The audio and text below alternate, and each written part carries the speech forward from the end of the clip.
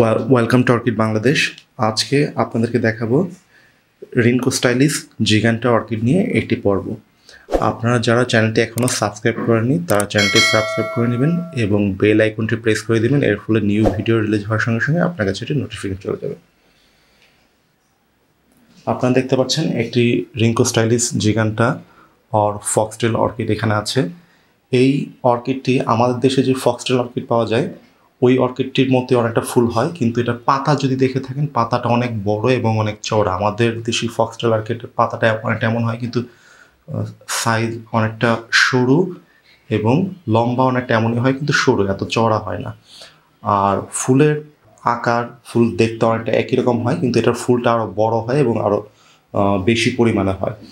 এবং আমাদের দেশি যেই ফক্সটেল আছে ওটা তো একটা স্মেল থাকে, এটা স্মেলটা আরও সুন্দর। এই অর্কিডটি হচ্ছে আমাদের গরম অঞ্চলে হয়ে থাকে এবং আমাদের Bangladesh, India, Laos, Thailand, Myanmar, China পর্যন্ত এই অর্কিডটি পাওয়া যায় এবং এটা একটা স্পেসিস অর্কিড, এটা কোনো হাইব্রিড অর্কিড না।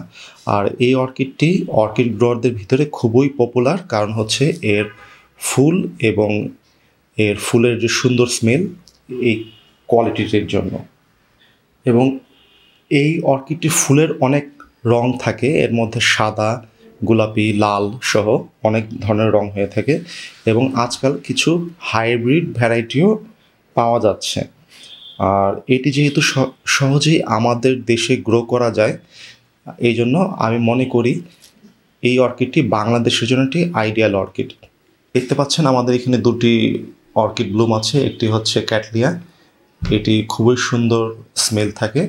আর পিছনে যেটি আছে এটি হচ্ছে একটা অনসিডিয়ামের ফ্লাওয়ারটাও দেখতে পাচ্ছেন। এই অনসিডিয়ামটাতে হালকা স্মেল আছে।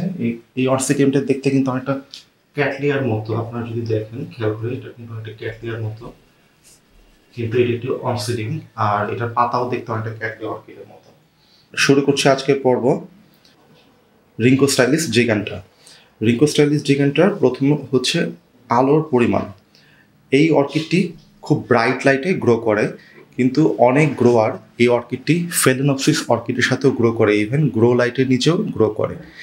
এই অর্কিডটি সাধারণত 2000 ক্যান্ডেল ফিট লাইট পর্যন্ত নিতে পারে, কিন্তু এর বেশি যদি আপনি লাইট দেন বা ডাইরেক্ট লাইটের নিচে রাখেন তবে সানবার্ন হতে পারে। আপনারা যদি খুব খেয়াল করে দেখেন এই অর্কিডটির এখানে হালকা সানবার্ন আছে, হালকা একটু দাগ আছে, কিন্তু খুব বেশি না, হালকা পিটিং আছে একটু, মানে পাতাটা নষ্ট হয়ে গেছে। কিন্তু এই পাশটা যদি দেখেন খুবই স্মুথ, এই পাশটা দেখেন খুবই স্মুথ, কিন্তু এখানে হালকা দাগ আছে, একটু হালকা সানবার্ন হয়েছিল। এই অর্কিডটি আপনারা চাইলে রুমের রাখতে পারেন এবং কৃত্রিম আলোর নিচেও রাখতে পারেন। কিন্তু যদি আপনারা এটা উইন্ডোতে গ্রো করেন তবে অবশ্যই খেয়াল রাখবেন এটা প্রতি সপ্তাহে রোটেট করে দিবেন, না হলে যেটা হবে আপনার আলোর দিকে আপনার পাতা বেঁকে যাবে। আপনি দেখতে পাচ্ছেন এই পাতাটা বেঁকে গেছে। আপনি এক সপ্তাহ এই পাশে রাখবেন, নেক্সট উইকে এটা রোটেট করে আবার এই পাশে দিবেন, তাহলে এটি সমানভাবে গ্রো করবে, না হলে কিন্তু আলোর দিকে ঝুঁকে যাবে আপনার পাতাগুলো। তারপরে 2 নম্বর হচ্ছে ওয়াটারিং। এই অর্কিডটি শুকিয়ে যাওয়ার পরে পানি দিবেন। 2 নম্বর হচ্ছে ওয়াটারিং। রিনকো স্টাইলিশ জিগান্টা খুব ওয়েল ড্রেন পটিং সয়েলে আপনার ভালো গ্রো করে, কিন্তু অনেকে এটিকে আমি দেখেছি ফেলেনপসিস যেই ধরনের মসে হয় ওই ধরনের মসেও গ্রো করেছে এবং মসেও বেশ ভালো হয়েছে। আবার অনেকে শুধুমাত্র আপনার বেয়ার রুট গ্রো করে কোনো ধরনের মিডিয়া ছাড়া। আমাদের এই অর্কিডটি মিডিয়াতে গ্রো করে। আপনারা যদি খেয়াল করে দেখেন এখানে কোকো হাস্ক দেওয়া আছে ভিতরে, কোকো হাস্কের ভিতরে গ্রো করা হয়েছে, কোকো হাস্কে রিপোর্ট করা আছে। যখন আপনারা কোকো হাস্কে রিপোর্ট করবেন তখন অবশ্যই এটি হালকা শুকিয়ে আসার পরে পানি দিবেন, তবে পুরাটা শুকিয়ে ফেলবেন না। আর এটির যদি রুট বাইরে বের হয়ে যায়, শিকড়গুলো যদি বাইরে বের হয়ে আসে, তবে অবশ্যই ভিতরে পানি দেওয়ার সঙ্গে সঙ্গে আপনারা বাইরে ভালো মতো স্প্রে করে শিকড়গুলো ভিজিয়ে দেবেন। না হলে যেটি হবে, এই অর্কিডটি যেহেতু কোনো প্রিসেডো বাল্ব নাই, পাতা শুকিয়ে যাবে এবং অর্কিডটা একদম মরা শুরু করবে, নষ্ট হয়ে যাওয়া শুরু করবে। আর যদি আপনার বেশি ড্রাই করে ফেলেন ওই ক্ষেত্রেও এটি নষ্ট হওয়া শুরু করবে। আবার বেশি পানি দিলে এটি রুট রট হবে এবং অনেকটা ফেলেনপসিসের মতো ক্রাউন রট হয়ে নষ্ট হয়ে যেতে পারে, যেটা অধিকাংশ গ্রোয়াররাই ফেস করে থাকে। আর যখন পানি দেবেন তখন অবশ্যই ভালো মতো পুরো মিডিয়াটা ভিজিয়ে পানি দিবেন। 3 নম্বর হচ্ছে হিউমিডিটি এবং টেম্পারেচার। এই অর্কিডটি সাধারণত 60 থেকে 70% হিউমিডিটিতে ভালো গ্রো করে থাকে। তবে এর বেশি হিউমিডিটি হলেও ক্ষতি নেই। আপনারা যদি হিউমিডিটি মিটারটি খেয়াল করে দেখেন, এর হিউমিডিটি আছে প্রায় 92% এখন এই মুহূর্তে, এবং টেম্পারেচার আছে 29 ডিগ্রি। এই টেম্পারেচার এবং হিউমিডিটিতে এই অর্কিডটি বেশ ভালো গ্রো করবে। এই জন্য আমাদের দেশে এই অর্কিডটি বেশ ভালো গ্রো করে, যেহেতু এটি ওয়ার্ম গ্রোয়ার অর্কিড। আমাদের দেশে গরম আবহাওয়ায় এটি খুবই ভালো গ্রো করে। এরপর যদি হিউমিডিটি কমে যায়, আপনার যদি বেশি ড্রাই আবহাওয়া হয়, আমাদের দেশে অনেক সময় খুব ড্রাই আবহাওয়া হয়ে যায় গরমের কালে কিছু সময়ের জন্য, এটি সাধারণত হয় মার্চ এপ্রিল দিকে বেশি হয়। ওই সময় আপনারা দেখবেন, আপনাদের যদি হিউমিডিটি মিটার থাকে, নাহলে আবহাওয়া রিপোর্টে আপনি দেখবেন এখানে 92 জায়গায় 30-40 অথবা 20ও চলে আসতে পারে। শীতকালেও কিছু কিছু সময় হিউমিডিটি কমে যায়, তবে শীতকালে হিউমিডিটি কমলে ভয়ের কিছু নেই, কারণ এটি স্পেসিস অর্কিড। শীতকালে এই ধরনের অর্কিড সাধারণত গ্রো কম করে। কিন্তু গরমকালে যখন হিউমিডিটি কমে যাবে, তখন যদি আপনি এটি ঠিকমতো পানি না দেন, তখন অথবা যদি হিউমিডিটির ব্যবস্থা না করেন, প্লান্টটি শুকিয়ে যেতে পারে এবং প্লান্টটি নষ্ট হয়ে যাওয়ার সম্ভাবনা থাকে। এই জন্য সম্ভব হলে আপনার মিস্টিং অথবা হিউমিডিটি ট্রের ব্যবস্থা করতে পারেন, যদি আপনি পানি ঠিক মতন দিতে না পারেন রেগুলার। 4 নম্বর হচ্ছে ফার্টিলাইজার। এই অর্কিডে আমরা বেটার গ্রো এবং বেটার ব্লুম ফার্টিলাইজারটা নিয়মিত ব্যবহার করি। সাধারণত বেটার গ্রোটা মাসে 3 বার দেই, 3 সপ্তাহ, এবং ব্লুমটা 1 সপ্তাহ দেই। আর এই অর্কিডটি যেহেতু স্পেসিস অর্কিড, শীতকালে এটি গ্রো কম করে। শীতকালে আমরা মাসে মাত্র 2 থেকে 1 বার এটিতে সার দিয়ে থাকি, কারণ শীতকালে এটি তেমন গ্রো হয় না। কিন্তু যদি দেখেন আপনার অর্কিড শীতকালেও গ্রো করছে এবং পাতা আসতেছে, ওই ক্ষেত্রে আপনি নর্মাল গরমের দিনের মতো আপনি সার দিয়ে দিতে পারেন, কোনো সমস্যা হবে না। তারপরে 5 নম্বর হচ্ছে পটিং এবং রিপটিং। আপনাদেরকে আগেই বলেছি, এই অর্কিডটির রুটস অনেকটা ফেলেনপসিস অর্কিডের রুটসের মতো। আপনারা যদি খেয়াল করে দেখেন, এখানে রুটস দেখা যাচ্ছে ফেলেনপসিস অর্কিডের রুটসের মতো, এবং এখানেও কিছু রুটস দেখা যাচ্ছে বের হয়ে এসেছে। আপনি যদি খেয়াল করে দেখেন, ফেলেনপসিসের মতো মোটা মোটা রুটস।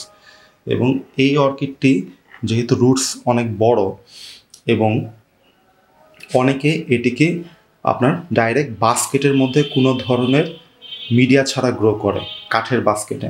আপনারা কাঠের বাস্কেট অনেকে দেখেছেন হয়তো, অথবা আপনার বেতের বাস্কেটেও গ্রো করা যায়। আবার অনেকে প্লাস্টিকের, যেখানে পাওয়া যাচ্ছে না প্লাস্টিকের, এই ধরনের স্লটেড পটে অনেকে গ্রো করছে। আমারটা এই ধরনের প্লাস্টিকের পটে গ্রো করা।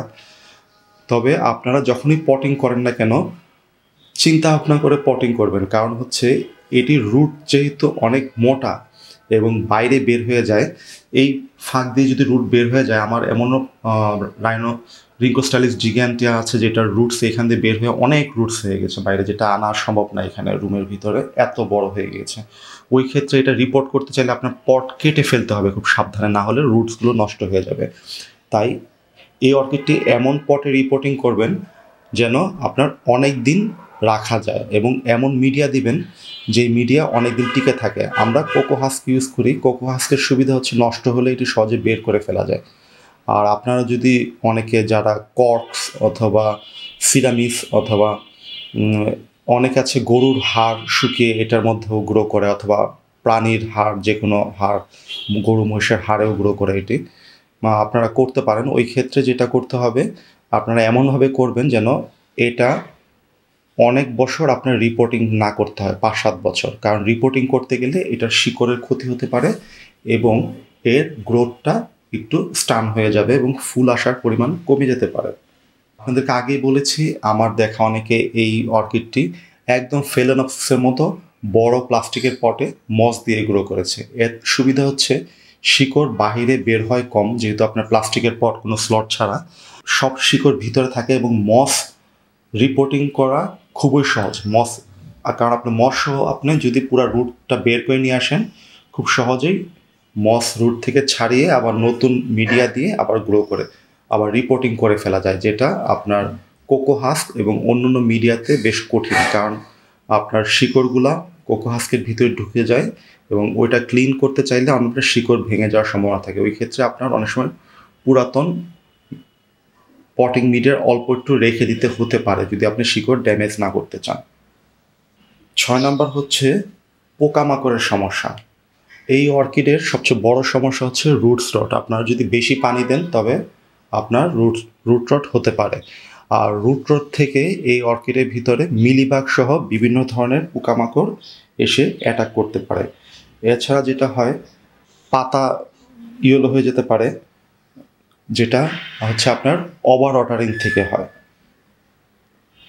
এছাড়া যেটা হয়, আপনার উপরে বিভিন্ন ধরনের শোষণকারী পোকা বসতে পারে, অ্যাসফিড, বাগ, হ্যাঁ, ওই ধরনের পোকা হলে আপনার পাতাটি ভালো মতো মুছে দিবেন এবং সম্ভব হলে অ্যালকোহল স্প্রে করে দিবেন। কিভাবে এই ধরনের পোকামাকড়, মিলিবাগ এবং আপনার শোষণকারী পোকা দূর করতে হয় আমাদের চ্যানেলে পর্ব আছে, আপনি দেখে নেবেন কীভাবে মিলিবাগ দূর করতে হয়। যদি দেখেন আপনার পাতা হলুদ হয়ে যাচ্ছে তাহলে বুঝবেন অবশ্যই আপনার এটা ওভার ওয়াটারিং হয়ে গেছে। আর যদি দেখেন পাতাতে এই ধরনের দাগ এসে গিয়েছে, পিটিং দাগ, গর্ত গর্ত হয়ে গেছে, বুঝবেন আপনার একটা সানবার্ন। এই পাতা যেহেতু যথেষ্ট শক্ত, সানবার্নে সহজেই অন্যান্য অর্কিডের মতো মানে ফ্যালেনোসিসের মতো ক্ষতি হয়ে যায় না। তবে এই ধরনের পিটিং হওয়ার সঙ্গে সঙ্গে আপনি একটি সূর্য থেকে সরিয়ে ফেলবেন, কারণ এই অর্কিডটি যদি আপনারা অল্প সূর্যতেও রাখেন পাতা অনেক গ্রিন থাকবে কিন্তু ফুলের পরিমাণ কমবে না। তারপরে এই ধরনের অর্কিড যারা গ্রো করতে চান তাদেরকে আমি একটাই পরামর্শ দিব, এইটা গ্রো করতে হবে অবশ্যই উঁচু স্থানে ঝুলিয়ে। কারণ আপনি যেটা যদি আপনার মাটিতে বা ফ্লোর লেভেলে রাখেন, এই ধরনের অর্কিড সহজে শুকায় না। কারণ এই অর্কিডটি গ্রো করে সাধারণত মাউন্টেনে বা পাহাড়ি এরিয়াতে, যেখানে অনেক বাতাস আছে এবং চারদিকে আপনার ময়েশ্চারও বেশি থাকে। কিন্তু আপনি যদি এটি ফ্লোর লেভেলে রেখে দেন, বাতাস কম পাবে, ময়েশ্চার বিল্ড আপ হবে, এর ফলে এটিতে ফাঙ্গাস এবং অন্য ধরনের পোকামাকড়ের আক্রমণ হওয়ার সম্ভাবনা থাকে। তো এই আপনি অর্কিডটি যদি আপনার একটু উঁচুতে ঝুলিয়ে গ্রো করেন এবং যেখানে যথেষ্ট বাতাস আছে, আলো কম থাকলেও এটি বেশ ভালো গ্রো করবে।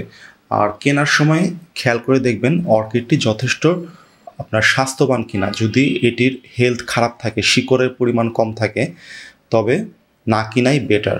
আর চেষ্টা করবেন এই অর্কিডটি আগে ফুল এসেছে এমন অর্কিড কেনার জন্য। পিসিস অর্কিড সাধারণত অনেক বছর পর পর ফুল আসে, যদি না আপনি এটা একদম ক্লোন অর্কিড কিনে নিয়ে আসেন, হয়তো 5-7 বছর 10 বছর লেগে যেতে পারে। তো আগে ফুল এসেছে এমন অর্কিড কিনলে আপনি নেক্সট ইয়ারে ফুল পাবেন। কিন্তু যদি আপনি একদম ক্লোন অর্কিড নিয়ে আসেন তবে ফুল আসার সম্ভাবনাটা অনেকটা কমে যায়। আজ এই পর্যন্তই আমাদের রিঙ্কো স্টাইলিশ জিগ্যান্টিয়া অর্কিডটি নিয়ে। যদি আপনাদের আরও কোনো জিজ্ঞাসা থাকে অথবা আপনারা অন্য কোনো অর্কিড নিয়ে কোনো পর্ব দেখতে চান, তবে অবশ্যই আমাদের চ্যানেলটি লাইক এবং সাবস্ক্রাইব করুন এবং আমাদের কমেন্ট বক্সে লিখে জানান আপনারা কী দেখতে চান। আজ এই পর্যন্তই, ধন্যবাদ।